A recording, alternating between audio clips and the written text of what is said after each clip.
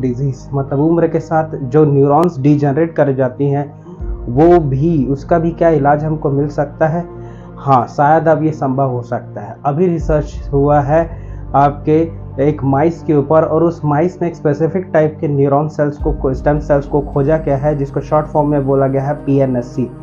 इसको पूरा फॉर्म में अगर पढ़ा जाए तो ये है पेरिफेरल न्यूरॉन स्टेम सेल्स। ये एक ऐसे टाइप के सेल्स हैं जो अपने आप को डिफ्रेंशिएट कर सकते हैं न्यूरॉन्स में, अपने आप को तब्दील कर सकते हैं न्यूरॉन्स में, और यही कन्वर्ट हो सकते हैं आपके NSC में, या बोला जाए आपके न्यूरॉन स्टेम सेल से।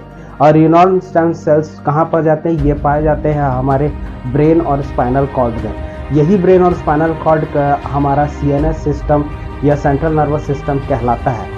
उम्र होने के साथ ये जो न्यूरॉन्स हैं वो डिजनरेट होने लगते हैं, और जब पार्किंसन डिजीज या फिर अगर CNS जो इंजरी हो जाए, जैसे स्पाइनल कॉर्ड इंजरी देखा जाए, तो आगे जाके इसका रीजनरेट होने की पॉसिबिलिटीज़ बहुत ही कम या रेयर होती है। लेकिन अगर इस PNSC या फिर peripheral nerve neuron stem cells की वजह से अगर इनको मिल जाए, लेकिन ये जो स्पेसिफिक आपके जो PNSC सेल्स हैं वो हमारे CNS सिस्टम में नहीं मिलते। ये किसी भी ऑर्गेनिज्म के उसके ऑर्गन्स में और बाकी जो ऑर्गन्स है बाकी टिश्यूज में देखे जाते हैं। जैसे कि अभी हमने इसको माइस चूहों में रिसर्च करके देखा हुआ है, तो ये उनके ऑर्गन्स में देखने को मिल रहा है, या उनके टेल में या पूंछ में देखने को मिल रहे हैं। लेकिन इसमें इंटरेस्टिंग बात यह है कि इन पर्टिकुलर NSC सेल्स का कन्वर्ट हो जाना न्यूरॉन्स में, तो आगे जाके ये चांसेस खोल सकता है कि उम्र होने के साथ भी हमारे पास वो कैपेबिलिटी आ जाए इन पर्टिकुलर सेल्स के बदौलत कि हम